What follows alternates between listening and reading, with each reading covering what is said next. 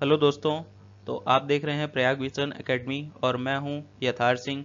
और आज मैं आपका स्वागत करता हूं हमारे रैपिड फायर के लेक्चर नंबर 2 में। तो देखिए, हमारा चैप्टर कंटिन्यू चल रहा था रे ऑप्टिक्स। हमारा चैप्टर कौन सा चल रहा था? Ray optics.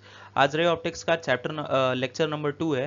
ठीक है। और लेक्चर नंबर 1 में हम लोगों ने किया था असर्शन एंड रीजन, और हमारे आज लेक्चर नंबर 2 में हम लोग न्यूमेरिकल और थ्योरेटिकल टाइप क्वेश्चन करने वाले हैं। तो आइए चलिए एक पॉजिटिव एनर्जी के साथ शुरू करते हैं अपना क्वेश्चंस करना। ठीक है। तो देखिए, हम यहाँ पे क्वेश्चन नंबर शुरुआत करते हैं क्वेश्चन नंबर 12 से। अच्छा देखो, ये क्वेश्चन नंबर 11 से। ठीक है। असर्शन एंड रीजन में, ठीक है, असर्शन एंड रीजन में हमने 10 क्वेश्चंस कंप्लीट कर लिए थे अपने। इसीलिए आज हम लोग क्वेश्चन नंबर 11 से स्टार्ट कर रहे हैं। ठीक है। तो देखो, क्वेश्चन नंबर 11 क्या बोल रहा है कि the power of convex lens. कौन सा लेंस? Convex lens. ठीक है। एंड द फोकल लेंथ उस लेंस की कितनी है? 50 सेंटीमीटर। अच्छा देखो, यहाँ पे तुम्हारी क्या दी हुई है? लेंथ। लेंथ कितनी दी हुई है तुम्हारी? 50 सेंटीमीटर। ठीक है। तो सबसे पहले तुम इसको मीटर में चेंज करो। मीटर में चेंज करोगे तो 0.5 मीटर आ जाएगा। ठीक है। अब पावर का तुम लोग फॉर्मूला जानते हो, क्या होता है? 1/f is equals to P. यानी कि अगर पावर के फॉर्मूले की बात करें, 1/f is equals to P. ठीक है। और यहाँ पे ये जो f है, यहाँ पे ये जो f है, ये क्या दिखाता है? Focal length. क्या दिखाता है? Focal length. ठीक है। तो अगर इसकी वैल्यू निकालोगे, ठीक है, सिंपली अगर तुम पावर को कैलकुलेट करना चाहोगे तो यहाँ रख दो 0.5। तो ये कितना आ जाएगा? 2। ठीक है। कितना आएगा? 2 डायोप्टर। तो तुम्हारा कौन सा ऑप्शन सही होता हुआ? Option number A. ठीक। अच्छा, अब यहाँ पे एक तुम लोग को एडिशनल जानकारी देनी है मुझे। पहली जानकारी क्या है कि जो तुम्हारा कॉन्वेक्स लेंस होता है, कॉन्वेक्स, ठीक है, जो तुम्हारा कॉन्वेक्स लेंस होता है, ठीक, इसकी जो पावर होती है ये ऑलवेज पॉजिटिव होती है। ठीक है। इसकी जो तुम्हारी पावर होती है, ठीक है, ऑलवेज क्या होती है? पॉजिटिव होती है। और जो तुम्हारा कॉनकेव लेंस होता है, कौन सा? कॉनकेव। ठीक है। कॉनकेव लेंस जो होता है तुम्हारा, इसकी जो पावर होती है वो ऑलवेज निगेटिव होती है। ठीक है। ऐसा क्यों होता है? अगर समझना चाहते हो तो समझा देता हूँ। देखो, क्या होता है कि पावर तुम्हारी किस पे डिपेंड कर रही है? फोकल लेंथ पे। ठीक है। अब कॉन्वेक्स लेंस की जो फोकल लेंथ होती है वो ऑलवेज पॉजिटिव होती है। कॉन्वेक्स लेंस की जो फोकल लेंथ होती है वो ऑलवेज पॉजिटिव होती है। भैया, अगर ये तुम्हारा कह लो कि लेंस है, ठीक है, ये तुम्हारा लेंस है, और तुम इधर से रेज डाल रहे हो, ठीक है, रेज डाल रहे हो, और ये यहाँ पे कन्वर्ट हो जा रही है, ये रेज डाली यहाँ पे कन्वर्ट हो गई। तो देखो, यहाँ पे इसका फोकल ये लिया रहता है। तो जब तुम ये फोकल लोगे तो ये क्या हैगा तुम्हारा? ऑलवेज पॉजिटिव है। ठीक है। अगर इसी की जगह पे हम लोग क्या ले लें? Convex lens, sorry, concave lens लें।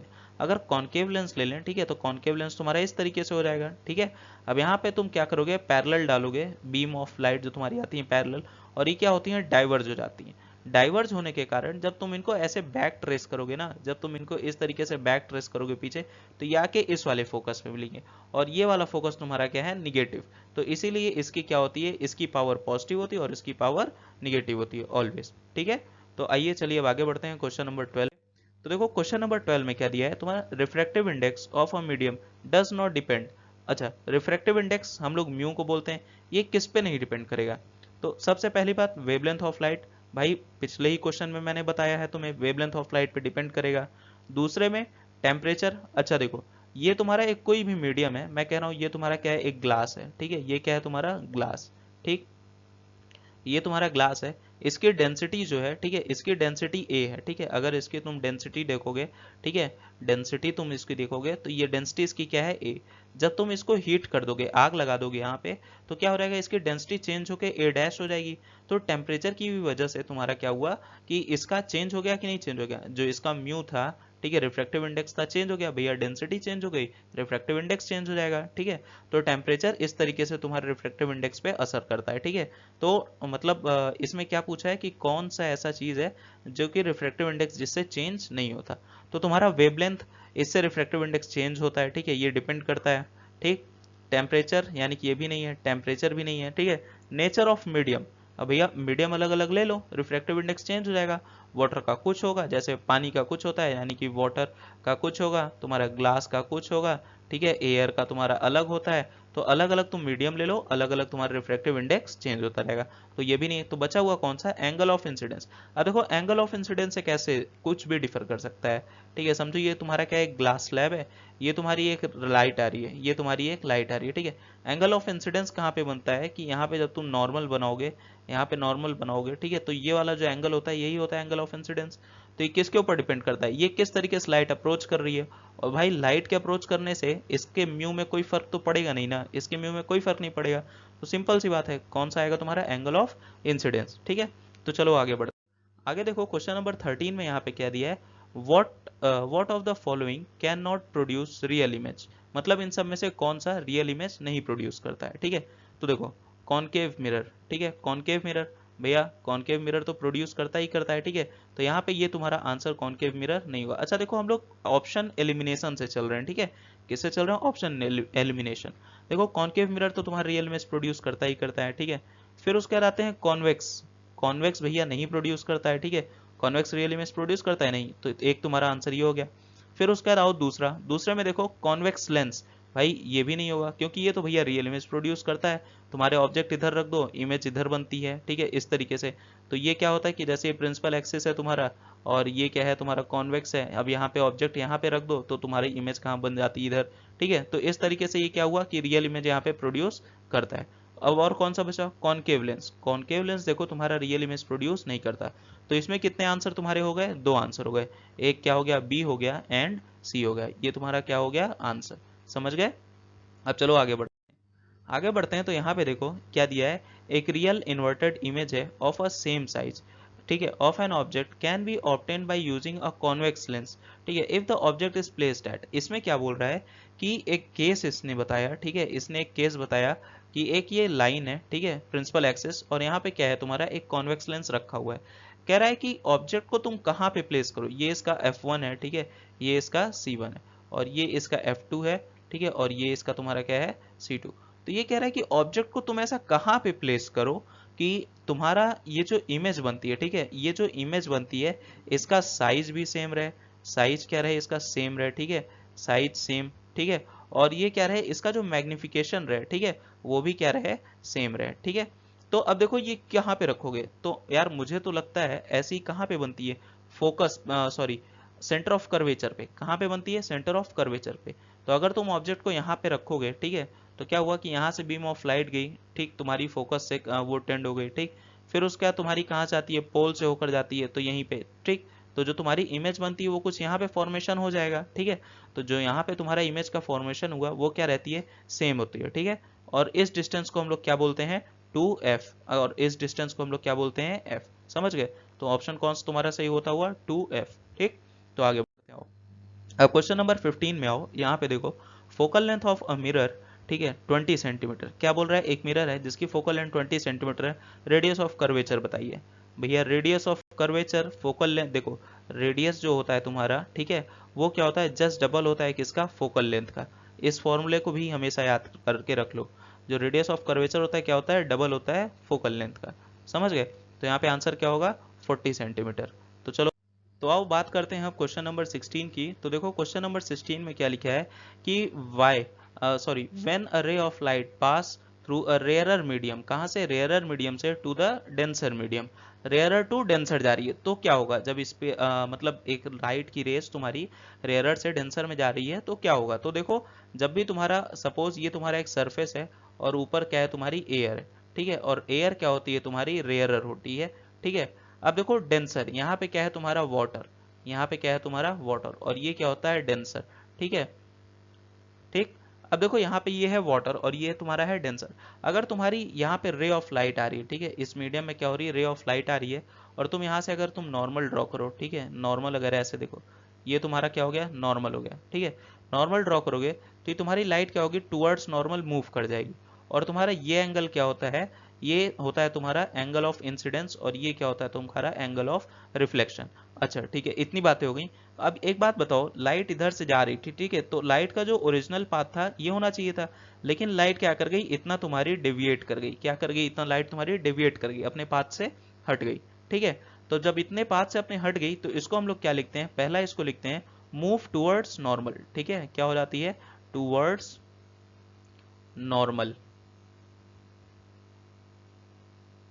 ठीक है, दूसरा क्या होता है, अब देखो भैया खाली जगह से आ रही थी। अब जैसे तुमको हम बोल दें कि खाली रोड पे गाड़ी चलाना है, तुम 100-200 ऐसे गाड़ी चला रहे हो, ठीक है। अगर यहीं तुमको बोल दें कि डेंसर मीडियम में गाड़ी चलाना है, तुम क्या करोगे, वहां गाड़ी स्लो कर लोगे, 20 चलोगे, 30 चलोगे, 10 चलोगे, ऐसे, ठीक है। तो जब भी तुम डेंसर मीडियम में जाते हो तो क्या करते हो, स्पीड तुम्हारी स्लो हो जाती है। तो यहाँ पे क्या होगा, जो तुम्हारी स्पीड होगी वो क्या हो जाएगी, स्लो हो जाएगी, ठीक है। मतलब स्पीड तुम्हारी डिक्रीज हो जाएगी।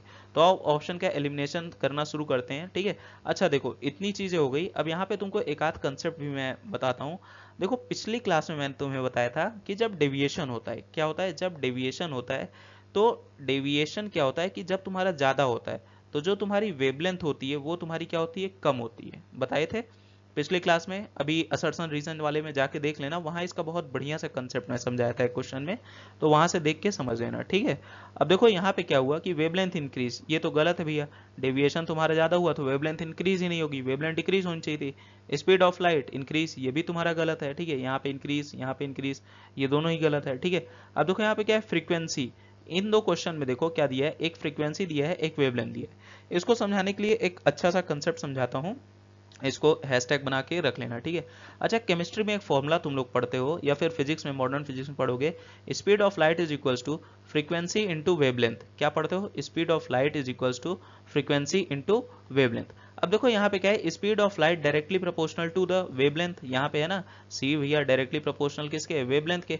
जब सी में कुछ चेंज होगा तो तुम्हारा वेवलेंथ में कुछ चेंज होगा, ठीक है। तो इसमें क्या तुम्हारा दे रहा है, अगर सी में तुम्हारा कुछ चेंज होगा तो तुम्हारा वेवलेंथ में भी क्या होगा, कुछ चेंज होगा, ठीक। अब सेम ऐसा अगर सी में कुछ भी चेंज होगा तो तुम्हारा क्या होगा, फ्रीक्वेंसी में भी या कुछ भी चेंज होगा, ठीक है। तो देखो यहाँ पे सेम तुमको देखने को मिल रहा है कि नहीं मिल रहा है, ठीक। तो अभी सिम देखो कह रहा है कि फ्रीक्वेंसी इंक्रीज हो जाएगी। अब देखो यहाँ पे तुम्हारा क्या है कि अगर स्पीड ऑफ लाइट डिक्रीज हो रही है तो फ्रीक्वेंसी डिक्रीज होनी चाहिए थी ना, इंक्रीज कैसे हो गई, ठीक है। तो तुम्हारा इस वर्ड की वजह से ये ऑप्शन भी तुम्हारा एलिमिनेट हो गया, इस वर्ड की वजह से ये ऑप्शन भी एलिमिनेट हो गया। अब देखो यहाँ पे क्या बोल रहा है, वेवलेंथ डिक्रीज। भैया अब यहाँ पे देखो, अगर तुम्हारा सी डिक्रीज होगा, ठीक है, मैंने जिस तरीके से तुमको यहाँ पे बताया था ना, ये देखो सी डिक्रीज होगा तो तुम्हारा वेवलेंथ भी क्या होगा, डिक्रीज होगा।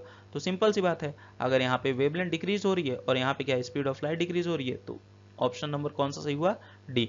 तो कौन सा ऑप्शन तुम्हारा सही होते हुए, ऑप्शन नंबर डी, ठीक है। तो चलो अब आगे क्वेश्चन में बढ़ते हैं। क्वेश्चन नंबर 17 देखो, यहाँ पे क्या है कि magnification power of a simple microscope, ठीक है, maximum when the image is formed at.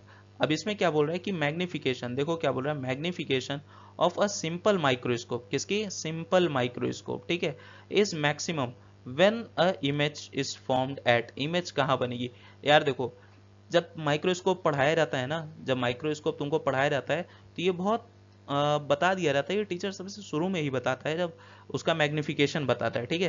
तो जो मैग्निफिकेशन का फॉर्मूला होता है उसमें कहीं पे तुम्हारा डी अपॉन एफ आता है, क्या आता है, डी अपॉन एफ, ये चीज आता है मैग्निफिकेशन फॉर्मूले में।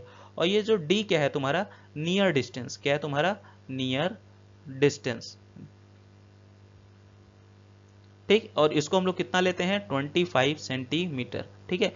तो यही बोलता है ना कि जब तुम्हारा नियर डिस्टेंस पे होता है तो तुम्हारा मैग्निफिकेशन क्या होता है, सबसे ज्यादा होता है, क्या होता है, मैक्सिमम। तो उसी को हम लोग क्या बोले हैं यहाँ पे, नियर पॉइंट ऑफ आई, ठीक है। तो ऑप्शन नंबर तुम्हारा डी यहाँ पे सही होते हुए। चलो अब आगे क्वेश्चन चलते हैं। क्वेश्चन नंबर 18 क्या है, the colour of light, the colour of light deviate most in the prism is. अच्छा, अब कौन सा कलर ऑफ लाइट तुम्हारा ज्यादा डेविएट होता है। अभी पिछले क्वेश्चन में अभी कंसेप्ट बताया हूं ना कि डेविएशन अगर ज्यादा होगा तो वेवलेंथ तुम्हारी कम होगी, ठीक। ये चीज बताया था अभी पिछले ही क्वेश्चन में। देखो ये वाला जो कंसेप्ट है ना, इसको ऐसे ऐसे स्टार मार्क बना के रख लो, स्टार मार्क इसको बना के रख लो। और अगर समझना है तो तुम उसमें जाके समझ लो, पुराने जो तुम्हारा इसका जस्ट प्रीवियस है रैपिड फायर का, तो उसमें जाके समझ लो, एक क्वेश्चन बहुत अच्छे से समझाए हैं, ठीक है, ये चीज, ठीक। तो अब देखो यहाँ पे क्या होता है, इन सारी लाइट में से सबसे कम वेवलेंथ किसकी होती है, वॉयलेट की, सबसे कम वेवलेंथ। अब भैया जब सबसे कम वेवलेंथ होगी तो डेविएशन भी ज्यादा होगा ना, डेविएशन भी क्या होगा, ज्यादा होगा, मतलब वो लाइट ज्यादा नीचे रहेगी, तो वॉयलेट यहाँ पे तुम्हारा आंसर हो गया, ठीक। अब देखो ये जो क्वेश्चन नंबर 19 है, इसमें तुम लोग को एक बहुत ही अच्छा कंसेप्ट सिखाने वाला हूँ, ठीक है। अब यहाँ पे देखो क्वेश्चन नंबर 19 पहले पढ़ो। यहाँ पे क्या है कि तुम्हारा फोकल लेंथ है, ठीक है, किसका फाइंड करना है, किसका, प्लेनो कॉन्वेक्स। देखो अब यहाँ देखो किसका फाइंड करना है, प्लेनो कॉन्वेक्स लेंस का, ठीक है, जिसका रिफ्रैक्टिव इंडेक्स तुम्हारा 1.5 है और रेडियस ऑफ कर्वेचर तुम्हारा कितना है 10 सेंटीमीटर है। ठीक है, तो अब देखो जरा मैं इसका केस ड्रॉ करता हूँ। प्लेनो कॉन्वेक्स, सबसे पहले प्लेनो कॉन्वेक्स। ठीक है, तो प्लेनो कॉन्वेक्स में क्या होता है कि एक तुम्हारा कॉन्वेक्स लेंस होगा, ठीक है, एक तुम्हारा कॉन्वेक्स लेंस होगा और दूसरा तुम्हारा कैसा होगा, प्लेन होगा। ठीक है, एक तुम्हारा कॉन्वेक्स लेंस होगा, दूसरा प्लेन होगा। अब अगर तुम ये देखो, ये इसकी प्रिंसिपल एक्सिस है, ये क्या है, इसका फोकस है, और ये इसका क्या है, सेंटर ऑफ कर्वेचर। ठीक, अब देखो इस मिरर की खासियत क्या होती है, ये इसका जो फोकस इधर साइड का होता है, यानी कि इस वाले लेंस का जो फोकस होता है वो क्या होता है तुम्हारा, इन्फिनिटी। क्या होता है तुम्हारा, इन्फिनिटी। ठीक है, तो इसको ऐसे गांठ बांध के अपने पास रख लो। ठीक है, इसको जान जाओ कि तुम्हारा जो प्लेन मिरर होता है उसका फोकस क्या होता है, इन्फिनिटी। ठीक है, अब देखो लेंस मेकर फॉर्मूला में जब तुम इसकी वैल्यू रखोगे, आगे जब लेंस मेकर फॉर्मूला तुम लगाओगे, अब यहाँ पे जब वैल्यूज रखोगे तो क्या रखोगे, 1/f is equals to mu minus 1। ठीक है, और 1/r1 माइनस 1/r2। ठीक है, तुम ये फॉर्मूला सॉल्व करोगे, जब ये फॉर्मूला सॉल्व करोगे तो कितना आएगा, म्यू की वैल्यू रखो 1.5 माइनस 1, और r1 की वैल्यू रखोगे, कितनी रखोगे, 1/10, और r2 की वैल्यू रखोगे 1/infinity। 1/infinity टेंड्स टू 0, ये तो 0 ही हो जाएगा। अब आगे तुम बात करोगे कितना आएगा, यहाँ पे 0.5/10। ठीक है, 0.5/10। अब देखो इसकी आगे सॉल्व करोगे तो यानी कि फोकस तुम्हारा कितना आ गया, 0.5/10 इज इक्वल टू 0.05। तो तुम्हारा जो फोकस आएगा वो कितना आएगा, तुम्हारा फोकस कितना आएगा, 1/0.05। अब तुम इसको सॉल्व करोगे आगे तो 100/5 आ जाएगा, यहाँ पे काट दोगे तो कितना रहेगा, 20 सेंटीमीटर। तो तुम्हारा आंसर कितना आ गया, 20 सेंटीमीटर। ठीक है, तो तुम्हारा ऑप्शन नंबर बी सही होता हुआ कितना, 20 सेंटीमीटर। ठीक, अब आगे बढ़ते हैं। आगे बढ़ोगे तो क्वेश्चन नंबर 20 देखो। क्वेश्चन नंबर 20 में यहाँ क्या दिया हुआ है, विच ऑप्टिकल इंस्ट्रूमेंट, कौन सा ऑप्टिकल इंस्ट्रूमेंट, ठीक है, यूज होता है फॉर इंटरनल, यूज करता है टोटल इंटरनल रिफ्लेक्शन, TIR। ये बहुत बच्चे बहुत इंटरेस्टिंग से पढ़ते हैं TIR, टीचर भी बहुत अच्छे से पढ़ाता है। तो बताओ इसका यूज यानी कि एप्लीकेशन। ठीक है, एप्लीकेशन, ऐसा इंस्ट्रूमेंट बताना है जहां पे तुम्हारा क्या हो, TIR का एप्लीकेशन हो। ठीक है, TIR का तुम्हारा क्या हो, एप्लीकेशन। ठीक, अब देखो टेलीस्कोप नहीं होता वहां पे, माइक्रोस्कोप नहीं होता। ठीक है, सिंपल माइक्रोस्कोप वहां भी नहीं होता भैया, वहां पे केवल रिफ्लेक्शन होता है। टेलीस्कोप में क्या होता है कि एक बड़ा आईपीस तुम्हारा यहाँ लगाता है, एक छोटा आईपीस यहाँ लगा होता है, कंपाउंड वाले की बात कर रहा हूँ। ठीक है, ये तुम्हारा टेलीस्कोप होता है। माइक्रोस्कोप में जस्ट उल्टा होता है। ठीक है, ऑब्जेक्टिव इसको बना देते हैं, आईपीस इसको बना देते हैं। सिंपल माइक्रोस्कोप में बस तुम्हारा एक कॉन्वेक्स लेंस होता है।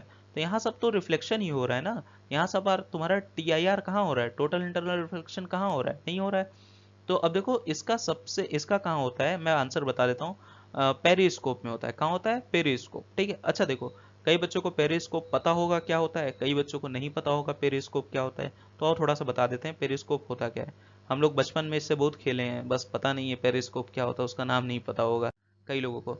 ये वाले डिवाइस देख रहे हो, ये इसी को हम लोग बोलते हैं पेरिस्कोप। बचपन में स्कूल में बोला गया होगा जब प्रैक्टिकल बनाने को, तो यही बनाए होगे, सबसे आसान रहता है कि इधर से तुम देखो और इधर से मतलब कोई ऑब्जेक्ट को देखोगे और इधर से तुम अपनी आंख लगा के देखो तो दिख जाता था एकदम साफ साफ। इसी को बोलते हैं पेरिस्कोप। ठीक है, इसी को हम लोग बोलते हैं पेरिस्कोप। अच्छा ये काम कैसे करता है, जब इसको आधा काटोगे तो देखो कि यहाँ हमने क्या लगा के रखा है, यहाँ एक मिरर लगा के रखा है। यहाँ पे क्या लगाया है, एक मिरर यहाँ पे लगाया है और एक मिरर यहाँ पे लगाया है। ठीक है, अब जब तुम्हारी लाइट इस मिरर के इसके अंदर आ रही है, इस साइड से जब तुम्हारी लाइट अंदर आ रही है, ठीक है, तो यहाँ पे क्या होगा, टोटल इंटरनल रिफ्लेक्शन होगा। मतलब इंटरनल मतलब अंदर की साइड ही इसका रिफ्लेक्शन, रिफ्लेक्शन हुआ, लाइट इस पे फॉल हुई और फिर यहाँ से रिफ्लेक्शन हुआ, लाइट यहाँ। इसीलिए तुमको यहाँ का जो ऑब्जेक्ट होता है वो तुम्हें तुम्हारी आंख से यहाँ पे क्या होता है, दिखाई देता है। समझ गए, ये होता है इसका वर्किंग। ठीक, अब देखो इसको यूज कहाँ करते हैं, तो सबमरीन्स में इसको यूज करते हैं। ठीक है, जो तुम्हारी सबमरीन्स होती हैं, जैसे पनडुब्बी पानी वानी के अंदर तुम्हारी चली गई, ठीक है, पानी वानी के अंदर चली गई, तो तुम्हारा पानी के ऊपर देखने के लिए बार बार थोड़ी ना, अब तुम सबमरीन चला रहे हो, पता लगा बार बार पानी के ऊपर अंदर कर रहे हो, तब से उधर दुश्मन का मिसाइल आया ठोक के चला गया, तब क्या करोगे। तो उसीलिए हम लोग किसका यूज करते हैं, पेरिस्कोप का। ठीक है, तो पेरिस्कोप का जो तुम्हारा एप्लीकेशन है वो क्या है, तुम्हारा सबमरीन्स। ठीक है, और जो NDA वाले हैं और जो नेवी भी जाएंगे भैया, उनको तो ऐसे सब डिवाइसेस का पता ही होना चाहिए। इंटरव्यू कहीं भी छोटा मोटा क्वेश्चन आ गया तुम्हारा, ठीक है, तो इस तरीके से तुम्हारा पेरिस्कोप समझ में आ गया। चलो, तो देखो यार आज हम लोगों ने सॉल्व किए 10 क्वेश्चंस तुम्हारे थ्योरेटिकल के। ठीक है, 10 हमारे हो चुके हैं असर्शन एंड रीजन के। ठीक, असर्शन एंड रीजन के 10 आज तुम्हारे हो गए थ्योरेटिकल के। ठीक है, थ्योरेटिकल के तुम्हारे आज 10 हो गए। अब तुम्हारे 10 क्वेश्चन बचे हैं न्यूमेरिकल के, ठीक है, किसके, न्यूमेरिकल के। तो वो भी क्वेश्चंस कह लो कल सुबह या आज 1 घंटे के बाद मैं अपलोड कर दूंगा, ठीक है। ये वीडियो जब अपलोड होगा उसके 1 घंटे के बाद मैं अपलोड कर दूंगा, या फिर टुमारो मॉर्निंग में, ठीक है, या फिर क्या करेंगे हम, टुमारो मॉर्निंग में, ठीक है, हम अपलोड कर देंगे। तो बस इस फॉर्मूला ड्रिल मतलब इसके सॉरी रैपिड फायर के ऑफ रे ऑप्टिक्स 3 पार्ट होंगे, ठीक है। ये तीनों पार्ट इस तरीके से हैं, ठीक। तो इस पे तुम लोग ध्यान देना, इस पे तुम लोग ध्यान देना और अच्छे से अपनी प्रैक्टिस करते रहो आगे। अब आगे देखते हैं कि किस तरीके से तुम लोग का रिस्पांस रहता है। बाकी अभी तक तो यार वीडियो में तुम्हारा रिस्पांस बहुत ही अच्छा रहा है। तुम्हारा चाहे करंट इलेक्ट्रिसिटी वाला हो, ठीक है, करंट वाला हो, या तुम्हारा चाहे रे वाला हो, ठीक है, इनके जो तुम्हारे ये रहे हैं तुम क्वेश्चंस, ठीक है, रैपिड फायर वाले, ठीक, रैपिड फायर वाले, इसमें तुमने बहुत ही अच्छा रिस्पांस दिया, उसके लिए थैंक्स, ठीक है। तो उसके लिए थैंक्स, ऐसे ही अपनी प्रिपरेशन करते रहो आगे। और अगर कुछ भी चाहिए होगा, कुछ भी स्पेशल चाहिए होगा, तो तुम मुझे मैसेज कर सकते हो, कमेंट कर सकते हो, ठीक है, सॉरी मैसेज नॉट, कमेंट कर सकते हो तुम मुझे, और मैं उसका खुद रिप्लाई करूंगा, ठीक है। तो थैंक यू, आज का वीडियो इतना ही रखते हैं, मिलते हैं नेक्स्ट क्लास में, बाय बाय।